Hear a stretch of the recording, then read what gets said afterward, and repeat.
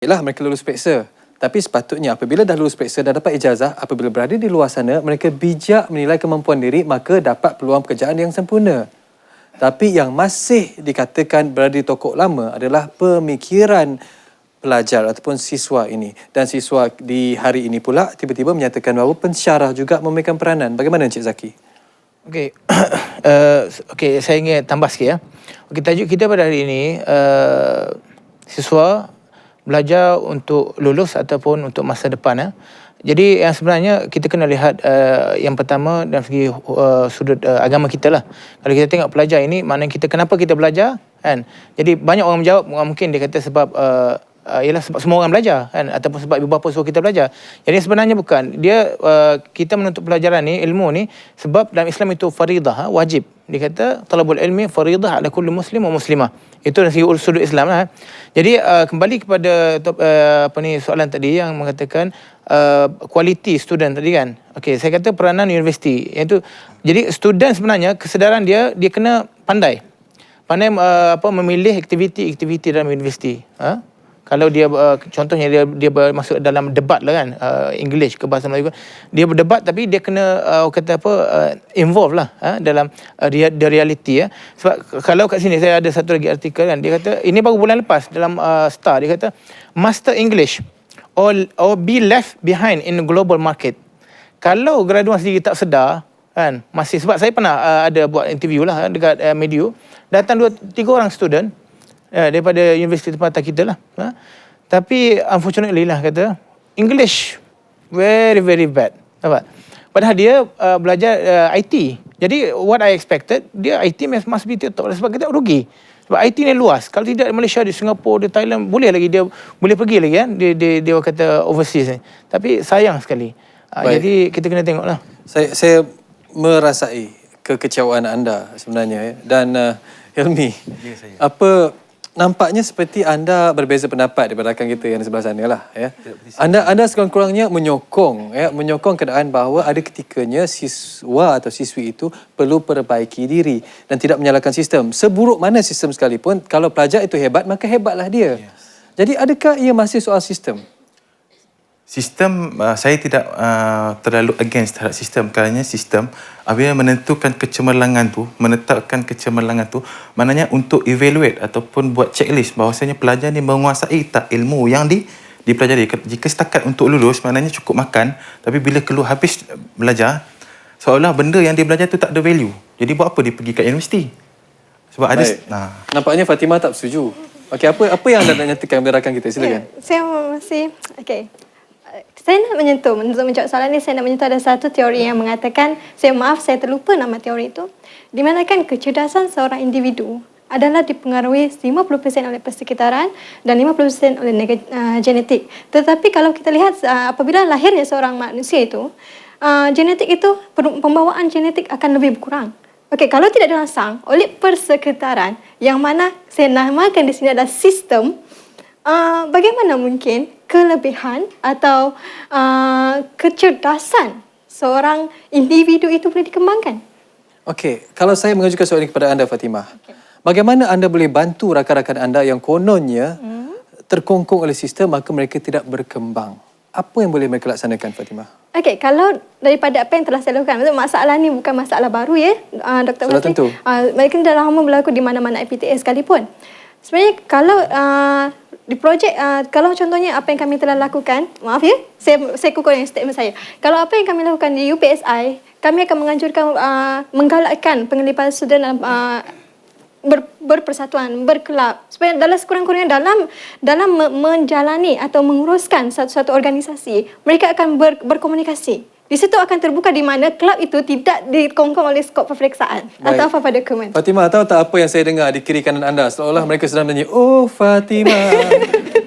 Baiklah. Kita berehat seketika dan kita kembali selepas ini dan perbincangan semakin hangat. Dan kita bakal mendengar apa kata rakan-rakan kita di dalam laman Facebook. Kita berehat seketika hanya dalam Suara Siswa.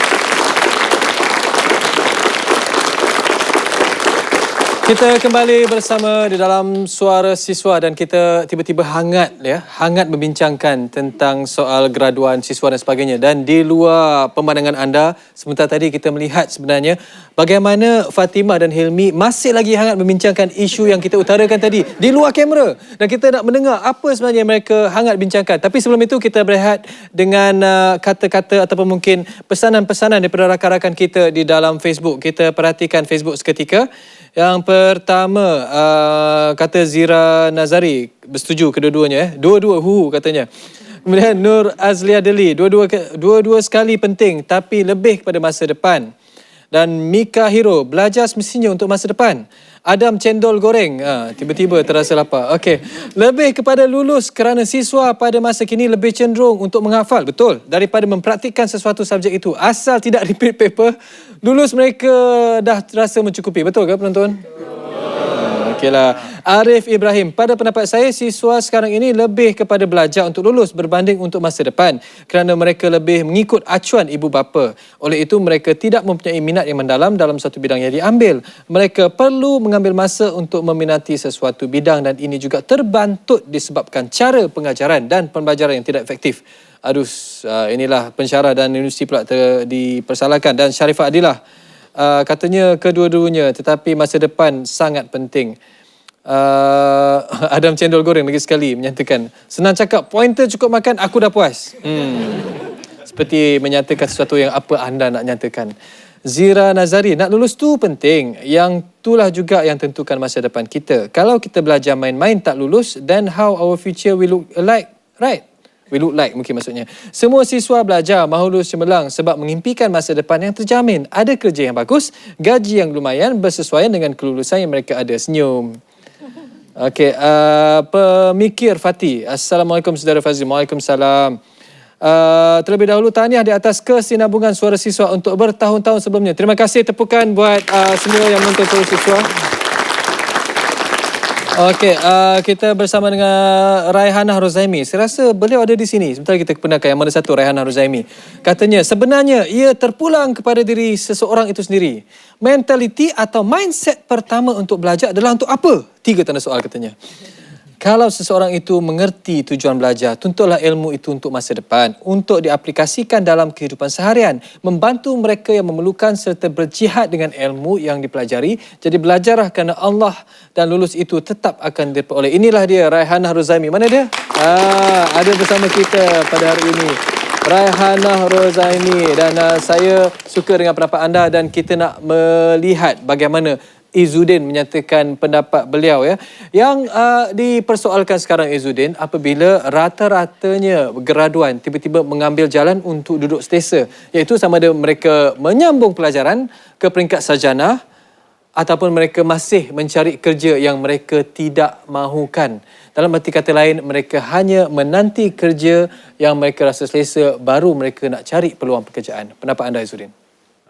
Pada pendapat saya, untuk graduan apabila selepas dia tambah selepas ijazah sarjana muda lah kan, yang paling penting bila dia rasa satu benda, dia tengok keadaan semasa, bidang apa, kerana dia akan nilai. Sebab macam saya ambil dalam ijazah pendidikan, jadi saya tidak perlu mencari yang lain kan. Jadi itu bidang saya, cikgu.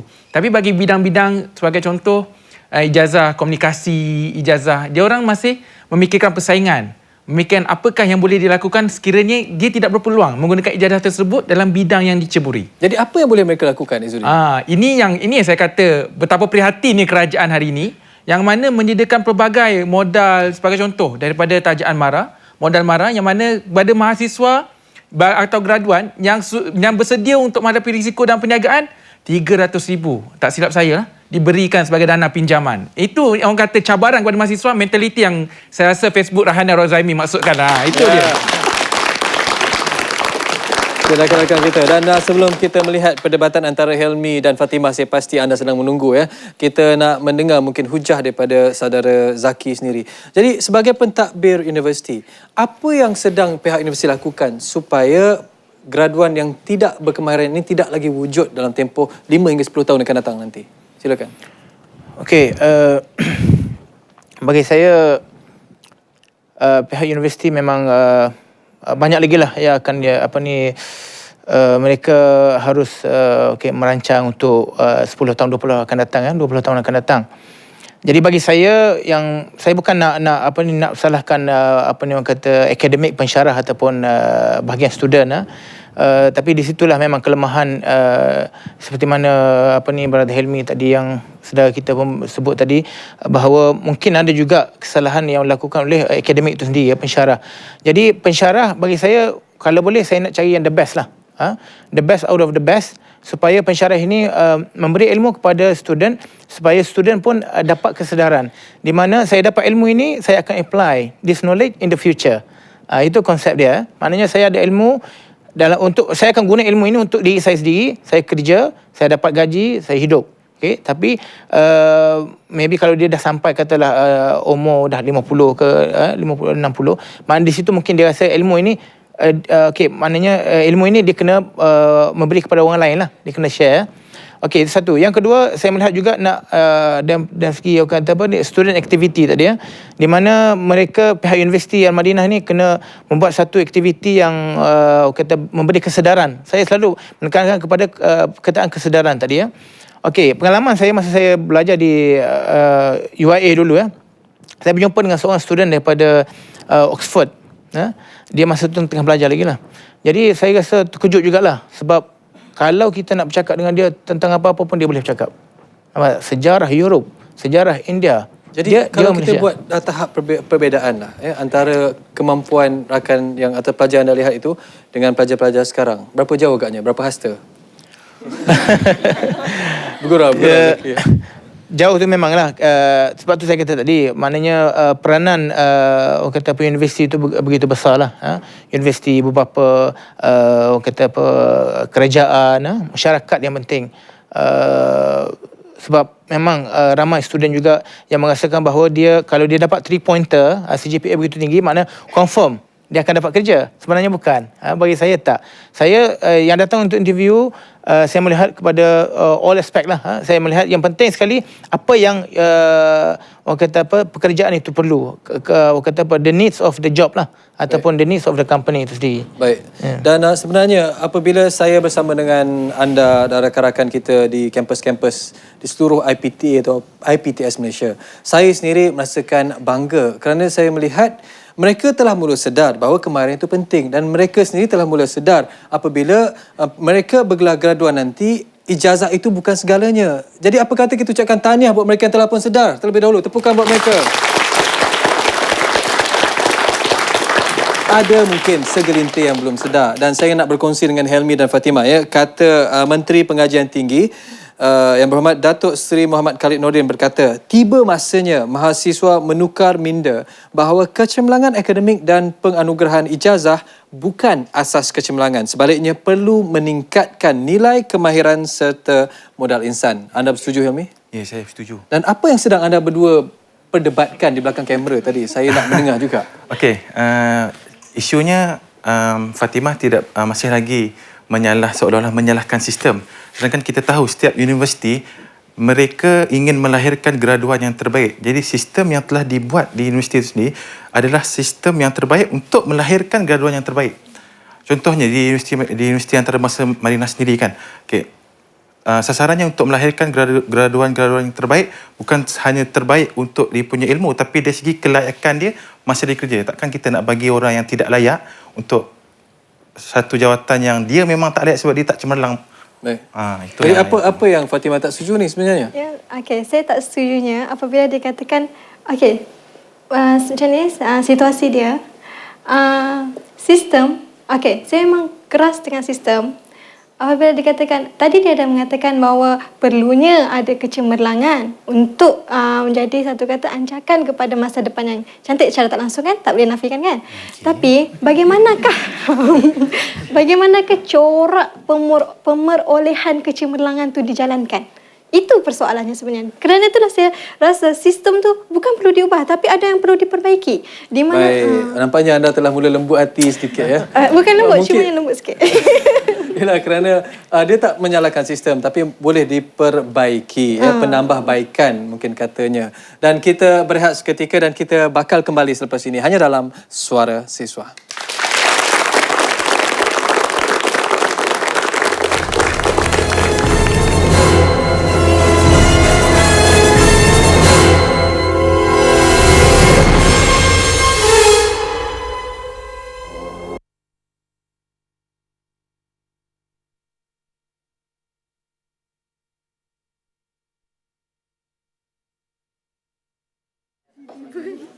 Okey. So baca lebih ke?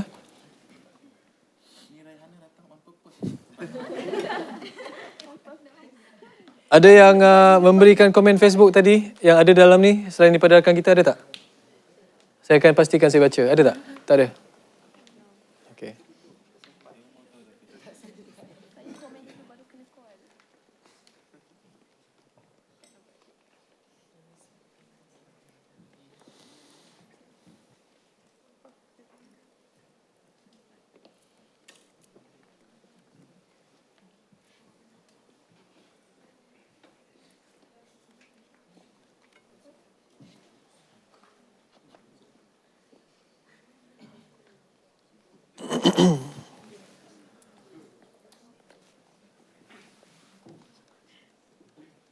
Lepas Facebook, kita ke Izzuddin Nak soalan maut ke soalan nyawa-nyawa ikan?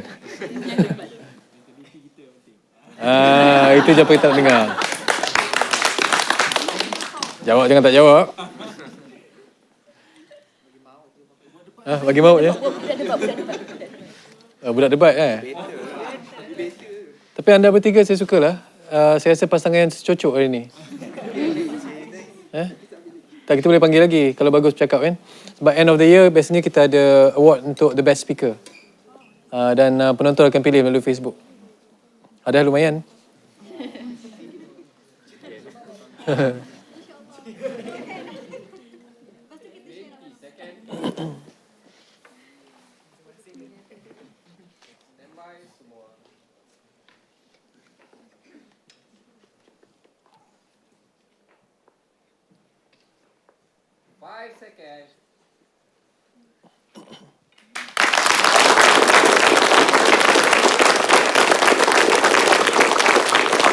Anda masih lagi bersama Suara Siswa dan kita hangat membincangkan perihal yang menyatakan bahawa siswa masa kini hanya belajar untuk lulus periksa. Dan ada pula yang menyatakan bahawa tidak, siswa masa kini belajar untuk lulus periksa maka untuk masa depan. Dan walau apa pun pendapat anda, kita bakal berkongsi sedikit lagi pendapat dengan rakan-rakan kita di dalam ruangan Facebook. Kita bersama dengan Arif Dahalan, Langkah Kanan. Langkah Kanan.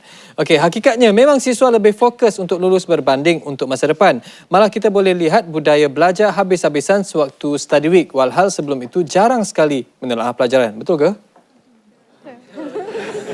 Banyak yang tiba-tiba menggaru kepala. Okey, terdapat banyak pengajaran yang boleh kita ambil dan contohi menerusi filem Bollywood. Three Idiots lakonan Amir Khan untuk isu ini. Wah, ada yang dah menonton Three Idiots? Ya, saya sudah menonton. Dan saya setuju penuh dengan kenyataan Arif ini. Dan Zul Fazli Ahmad, persoalannya di sini adalah siswa itu sendiri telah diacuankan oleh metodologi pembelajaran semasa yang lebih mengutamakan penghafalan untuk lulus jika dibandingkan dengan pemahaman dan menguasai subjek itu sendiri. Justru jangan terkejut, first class student tidak mempunyai skill dan kemahiran yang mewajarkannya seiring dengan pelajar lain yang lebih berkemahiran dan berketerampilan. Betul juga tu. Dan Zarif Lee, untuk lulus, maybe sistem education kita yang kurang praktikal, sama seperti Fatimah. Jadi banyak teori dan kebanyakan lecturer meminta kita untuk menghafal ya. Dan apa yang belajar hanya tumpuan dalam kelas and then tak tahu nak praktis macam mana untuk future. Dan Arif Ibrahim, lulus paper baru nampak nur masa depan yang lebih jelas.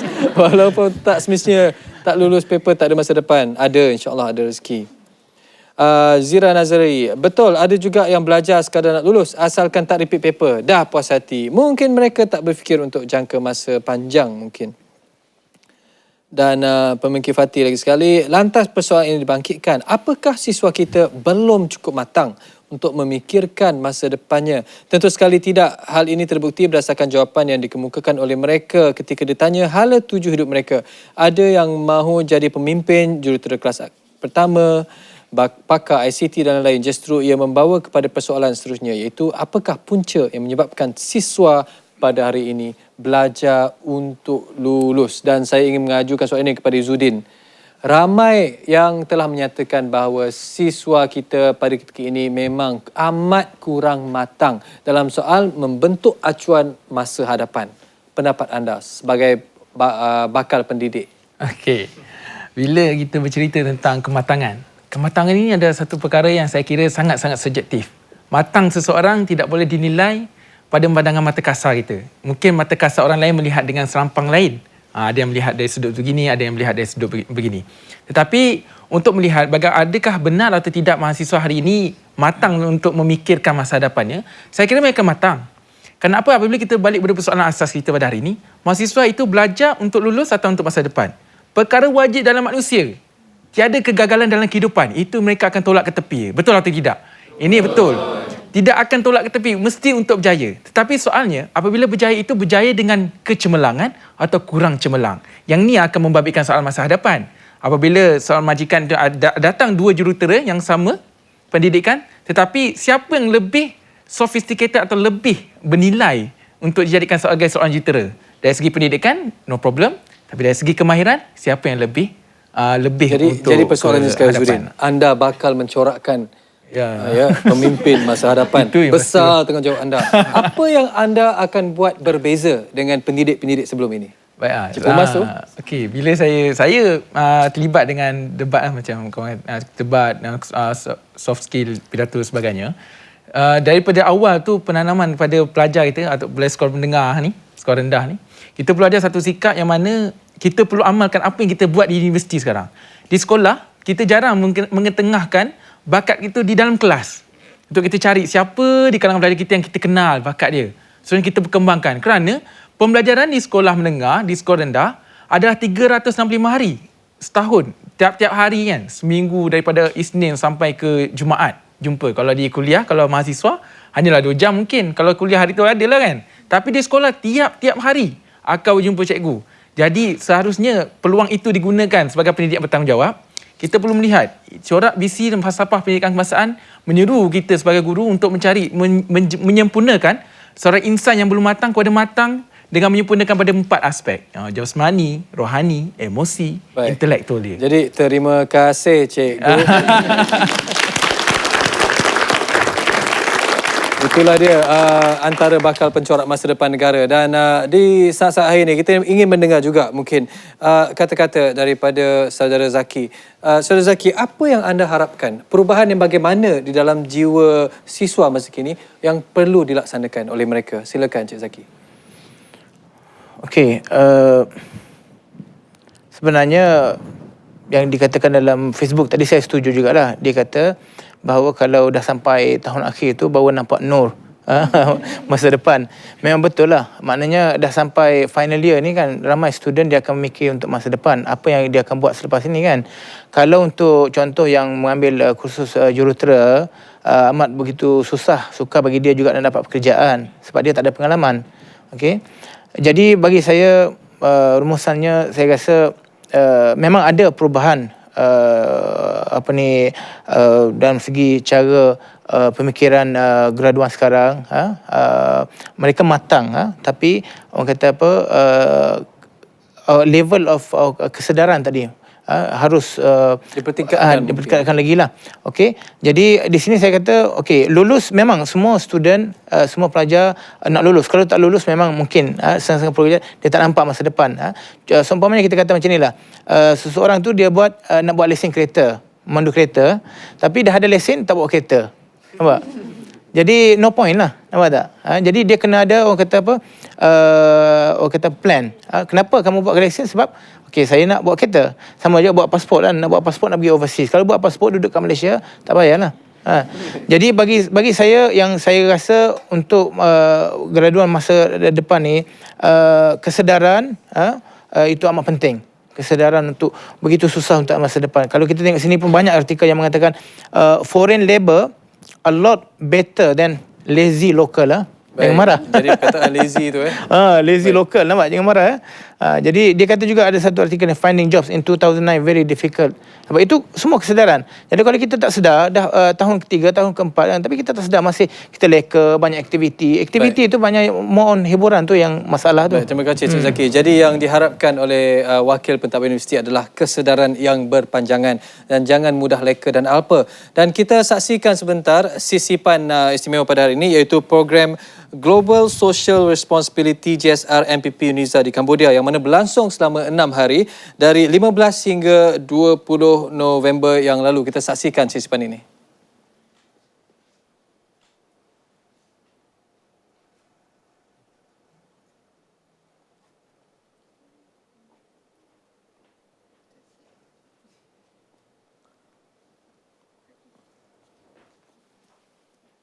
Macam mana?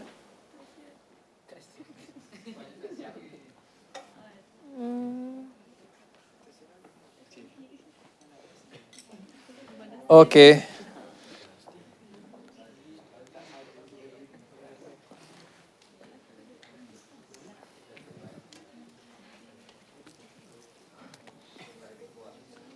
Penerbit kata masa dah tak ada.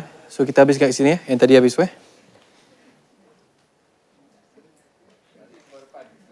Tak, nanti kami sambung dalam Facebook boleh? Nak sambung Facebook boleh? Nak bergaduh boleh? Baik bang.